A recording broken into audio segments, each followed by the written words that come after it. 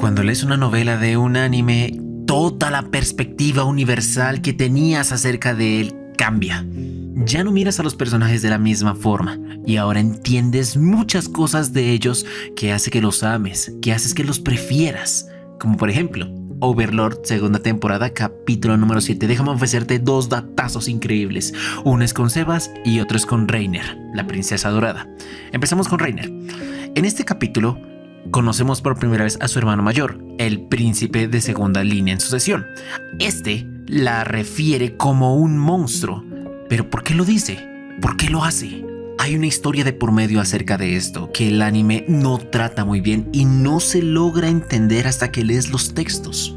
Verán, la princesa Reiner casi nunca ha salido del castillo. Ha pasado más de 3/4 partes de su vida dentro de estas murallas. Por lo tanto, se es imposible que esta persona tenga conexiones con o muy bien miembros de las facciones de los nobles o muy bien miembros de las facciones de la realeza. Pero aún así, ella estaba siempre involucrada en temas políticos de principales relevancias y cada vez que una de sus propuestas que estaba en beneficio al pueblo era rechazada por condiciones egoístas o por argumentos estúpidos, interpuestos y alegados por nobles bajo la premisa de que esto iba a cambiar bastante sus estilos de vida y dañar sus patrimonios de forma inexplicable, estas pequeñas derrotas siempre conllevaban a un mérito mayor, porque al demostrar que las personas que se oponían eran pésimas en la argumentación, pésimas en las ideas y realmente tenían detrás de ellos unos intereses perversos, al momento de dirigir sus verdaderos objetivos, estos ya eran descartados anteriormente. O dicho de otra forma, destruían su confiabilidad por el mero hecho de salvaguardar cosas que realmente no tendrían importancia relevante dentro de la población o dentro de los generales de la sociedad. Traducido al español para que sea mucho más sencillo de entender, ella estaba dispuesta a perder algunas batallas políticas para dejar en ridículo a ciertas personas en específico en pos de un bien mayor, y lo hacía siempre detrás de bambalinas. Ella manipulaba a la corte como si fuera la maestra en ajedrez, la personificación del maquiavelismo en su forma más pura, y aunque los nobles tontos, ignorantes, no serían capaces de darse cuenta de estos, aquellos que tenían un nivel intelectual lo suficientemente por encima y superior a la media o al promedio se podían dar cuenta, y se daban cuenta de que una niña de 15 años que no tenía la oportunidad de socializar con casi nadie era realmente quien estaba dirigiendo este reino. ¿Cómo se podría definir a eso? Sin ninguna otra palabra que lo describiera mejor como monstruo. Y esa es la razón por la que su hermano se refería así a ella. Ahora, tremendo tatazo es ese, vamos al de Sebas. Resulta que hay un punto en este capítulo en el que Sebas entra a la mansión y pregunta qué hay de comer. Ella dice que es un caldo de papas con eso y ya. Pero la curiosidad no radica ahí. Lo que hace realmente especial es el hecho de que Sebas empiece a mencionarle que sin importar lo que le ocurra en un futuro, sin importar quién sea el que venga por ella, este no dudaría en enfrentarlos, este no dudaría en protegerla hasta el final de las consecuencias. Y estas palabras eran verdaderas. Él no estaba mintiendo. A diferencia de otros bastardos, ya sean personajes como Albedo, como Shaltear o como cualquiera de los otros que encontramos en Nazarick, que habla puras mentiras para obtener sus propósitos, lo que estaba diciendo Sebas en este momento era real, era verdad. Y lo más hermoso de la escena fue que aquí él empezó a darle una discusión acerca de lo que es la belleza, de lo que es hermoso, e hizo relación a las joyas.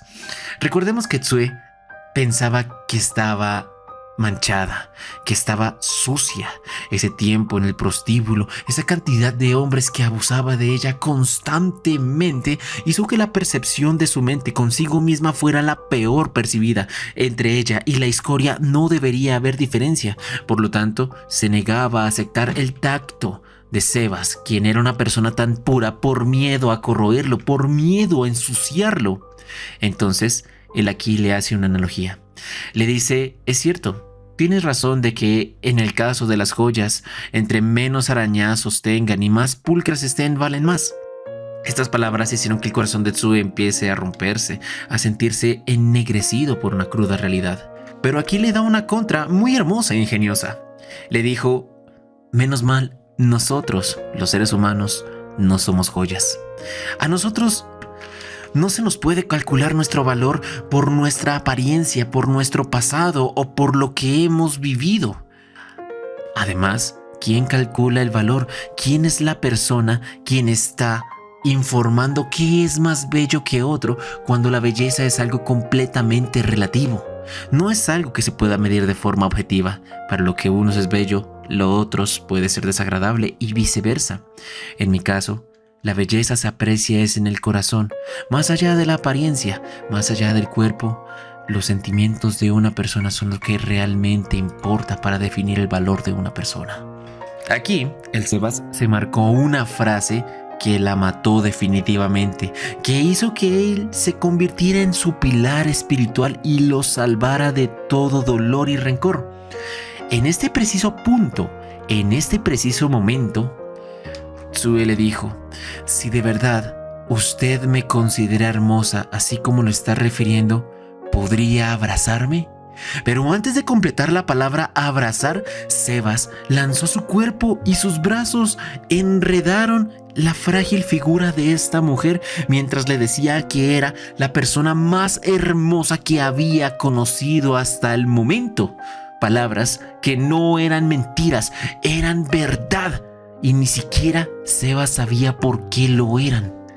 Comprendía que los sentimientos de esta persona eran muy fuertes, era un amor profundo, pero no estaba muy seguro si era o el del respeto a una figura paternal o el del amor hacia una persona del sexo opuesto. Si fuera amor de hombre y mujer, lastimosamente tendría que rechazarle, pero si era amor del familiar, amor del de deuda y de gratitud, podría corresponderlo.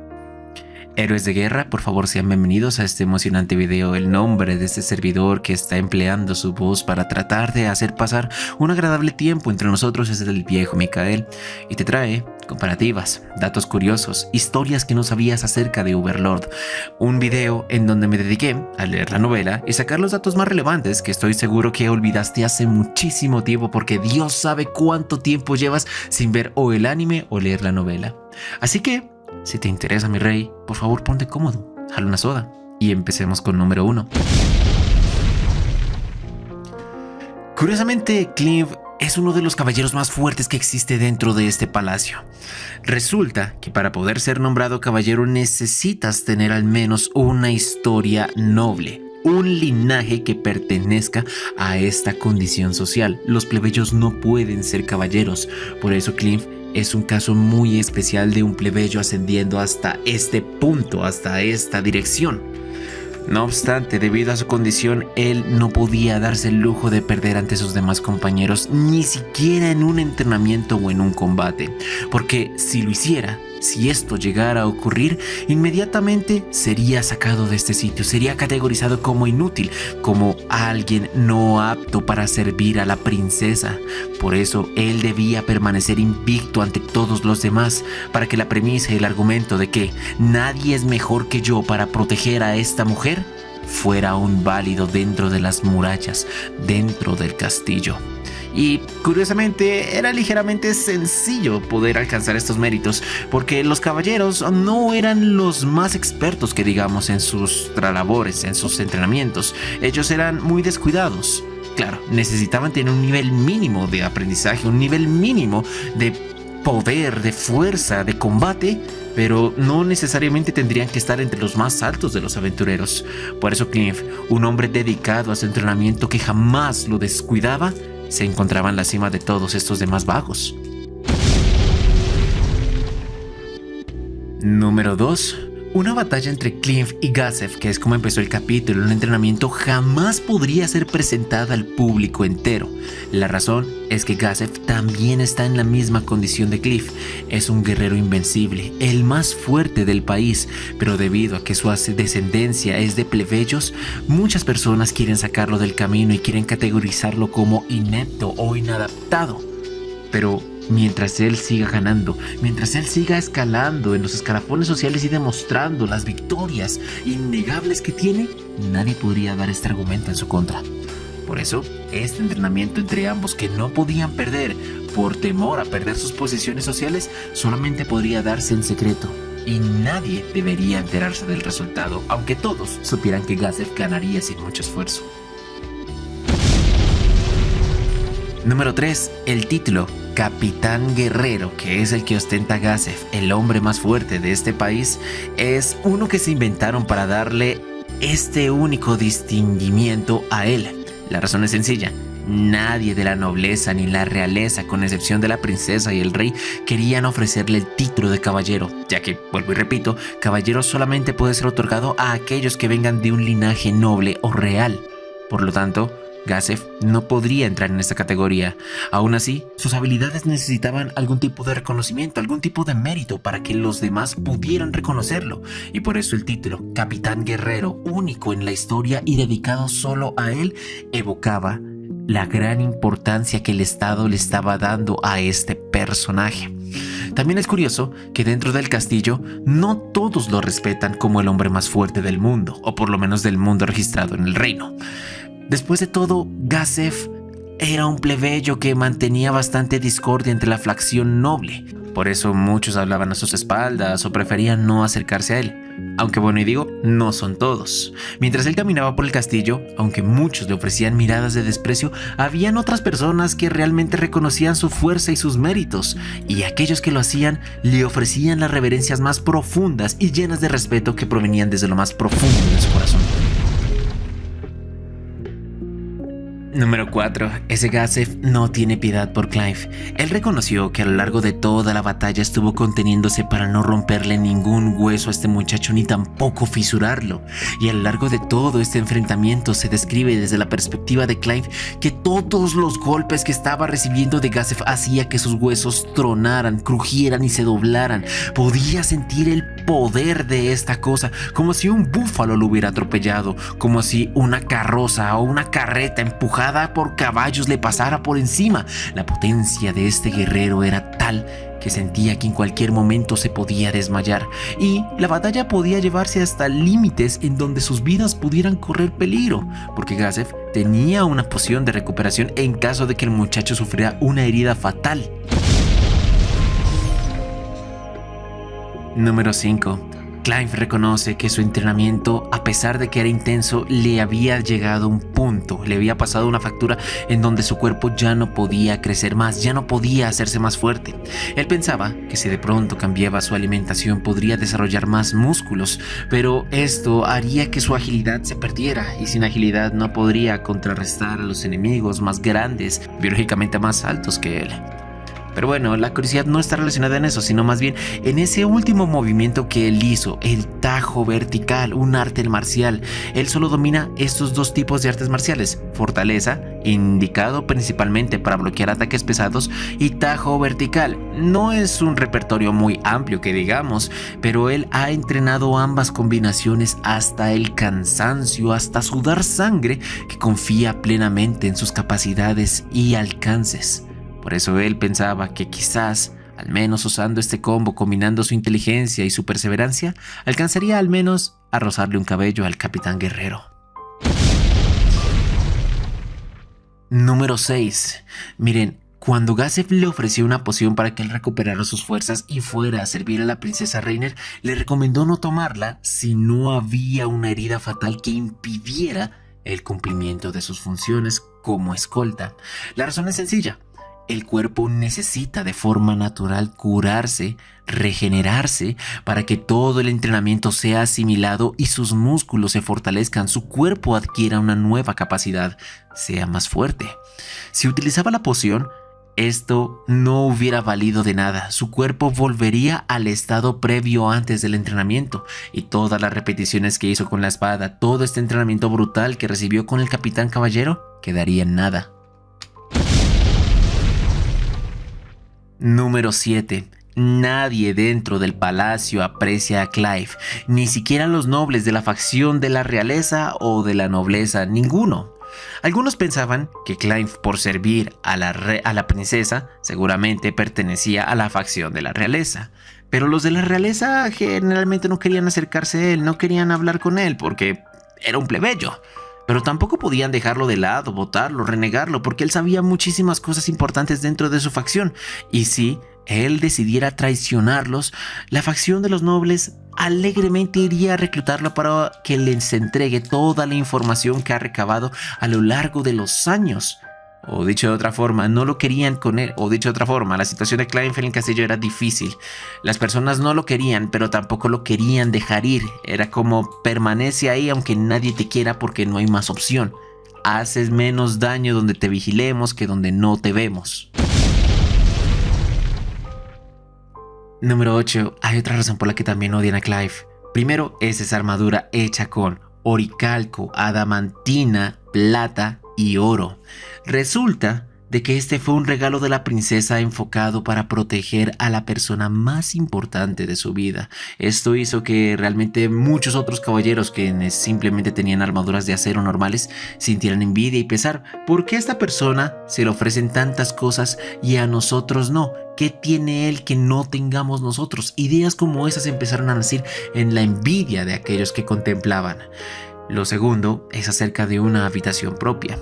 Resulta que en el castillo los caballeros y los soldados compartían barracones. Nadie tenía privacidad. Lo único que había era una camarote en donde alguien dormía arriba de ti y un cofre en donde sí podías guardar tus pertenencias personales bajo llave. Pero Clive no podía estar en los barracones, principalmente por el odio que tenía entre las facciones. Ya que él no pertenecía a ninguna, era un ser extraño, exógeno, y posiblemente habría personas que quisieran deshacerse de él mientras dormía en la oscuridad de la noche y sin que nadie viera ningún testimonio. Por eso mismo Reiner, pensando en su protección, decidió aislarlo para que así él no corriera peligros por cosas políticas. Número 9. Por otro lado, ¿por qué razón las sirvientas también odian a Clive? Resulta que las sirvientas dentro de este castillo tampoco son plebeyas. Las sirvientas también pertenecen a algún tipo de casta noble. Vienen principalmente a este sitio para entrenar, para aprender acerca de la servidumbre, para aprender a ser mujeres.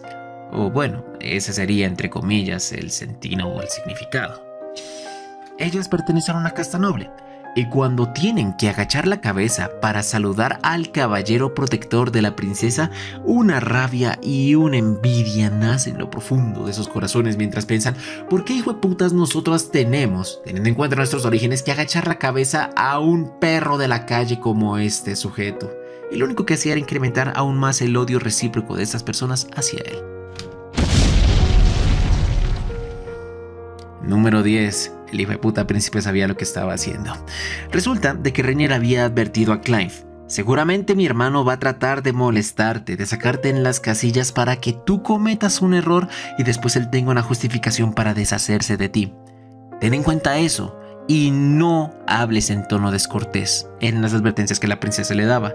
Asegúrate de siempre pasar por alto todas y cada una de las ofensas que él lance, sin importar si sea a ti o a mí, que estoy seguro que por mí te dolería más que a ti. Número 11.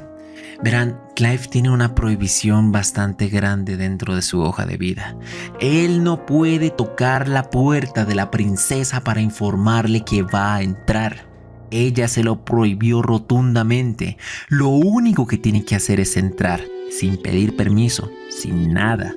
Y él realmente odia esta orden, porque en el fondo no quiere ser irrespetuoso con la princesa, pero ella se lo ordenó: tú entra cuando quieras, tú háblame como quieras, tú llámame como quieras, es una orden que te estoy dando. Y lo hacía principalmente para que no se creara esa barrera de sirviente y amo.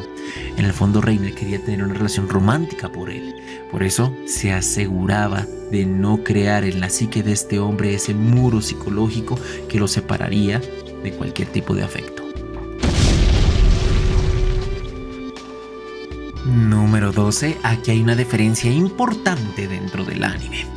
Resulta que aquí en esta versión De repente Clive se da cuenta que hay una persona que está arrodillada al lado de una mesa mientras ambas mujeres departen alegremente de una conversación. En la novela, esta ninja de nombre Tía estaba oculta entre las sombras y Clive no se había dado cuenta de su presencia sino hasta que se le hicieron notar. Cuando de repente la princesa señaló hacia esa dirección, él rápidamente se puso en posición de guardia, sacó su espada y apuntó el filo directamente hacia donde estaba esta sombra, gritando que se identificara quién era.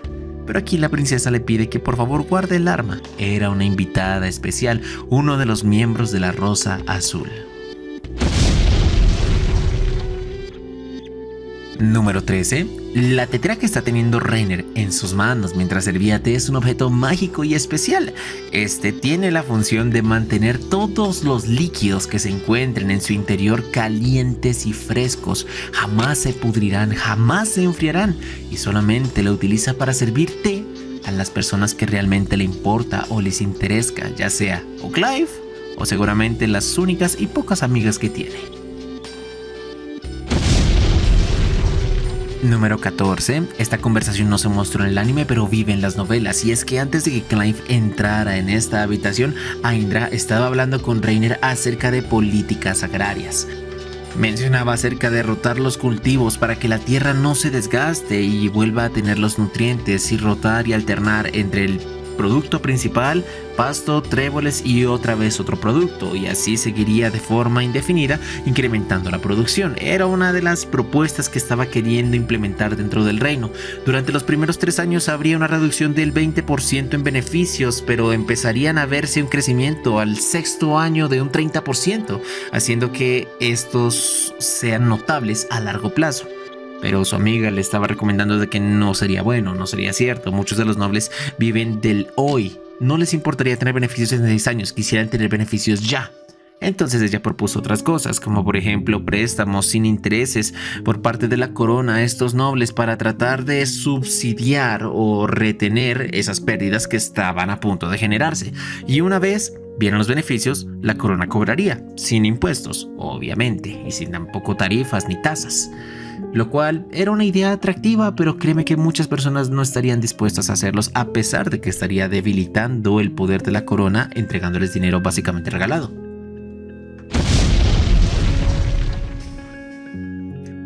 Número 15. Créanme que contratar a la Rosa Azul, los aventureros de clase adamantita, para peticiones particulares con los cuales ellas no pueden ser descubiertas, daba unos serios problemas con el gremio de aventureros. Primero, había una política de que no podía haber exclusividad dentro de las peticiones. Si la princesa quería hacer un encargo, tenía que hacerlo público e iniciar una convocatoria. Pero realmente no podía ejecutar esto a cabo porque muchos nobles estaban con la mano dentro de las 8, estaban metiendo la mano dentro del fuego. Entonces sería un problema político bastante serio ver que los aventureros estaban metiéndose. Y si el gremio se enteraba que uno de los grupos de Adamantina estaba haciendo este tipo de altercados políticos, lo sancionaría. No podría echarlo, sería imposible quitar a una de sus principales fuerzas bélicas, pero también se le retirarían muchos beneficios y preferencias al momento de competir con otros aventureros de Adamantina. Y sin contar de las quejas de los nobles que presentarían después. Número 10. Ese código que Reiner había desarrollado demostró sin duda alguna que era un genio. Era una hoja llena de números extraños: 1, 2, 7, 15, 6, 4. Significaba algo curioso. Cada letra o cada número significaba una letra y ella debía encontrar el patrón que denotaba este mensaje. Agradecido desde lo más profundo de su corazón de que el mensaje fuera en la lengua nacional y no en la lengua del imperio, porque si no primero tendría que traducirlo y eso haría que el trabajo sea titánico, casi imposible. Pero lo curioso es que ella logró demostrar sus habilidades de genio en tan solo, sin mentirles, 5 minutos.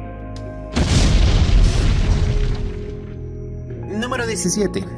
Resulta que cuando Seba solía entrar a la mansión después de cometer o hacer todas sus acciones del día, quien lo solía esperar en la entrada era Solution. Recordemos que ella realmente es la subordinada de este hombre. Pero desde el momento en el que Tsue empezó a vivir con ellos, ella empezó a actuar más como la dueña del hogar. y esto la estaba estresando bastante. Ya no podía ser ella dentro de los propios dominios de Nazarick, y también consideraban este lugar como una extensión de la tumba.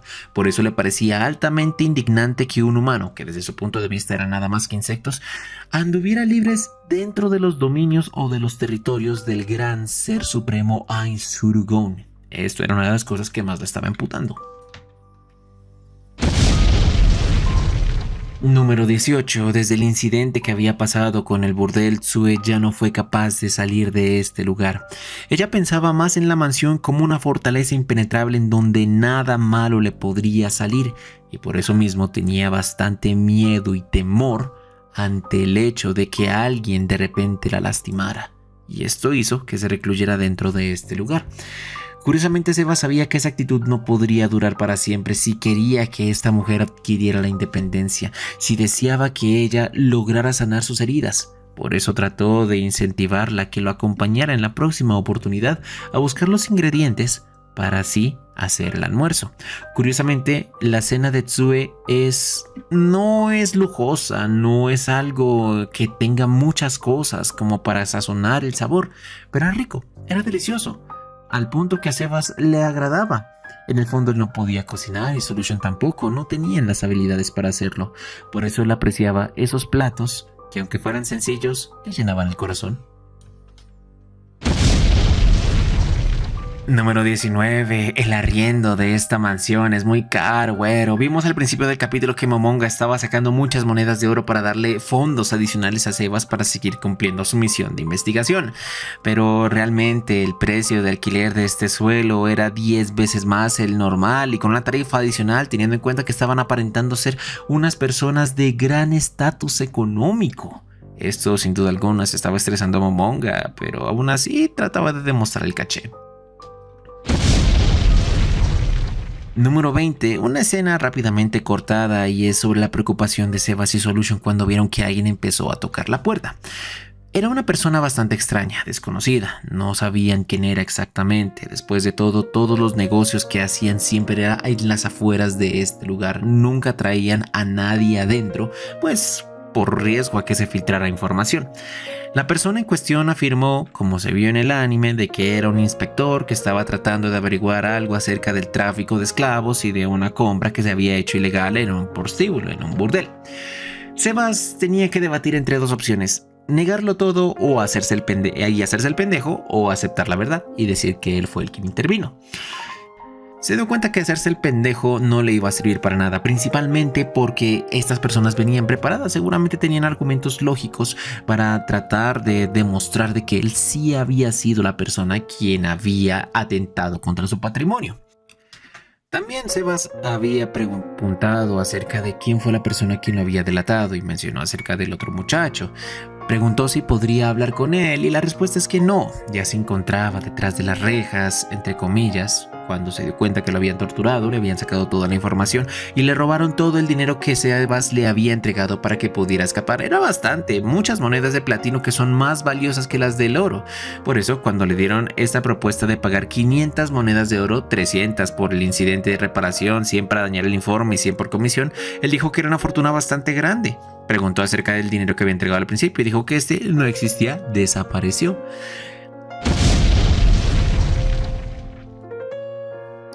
Número 21.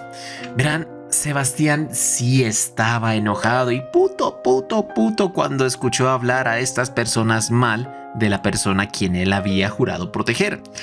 En el fondo, lo que más lo molestó fue el hecho de haber escuchado esas frases por parte de ellos. Cuando dijo de que no pensaban de que una mujer que estaba a punto de fallecer y que te iban a deshacerse de ella les entregara un huevo de oro.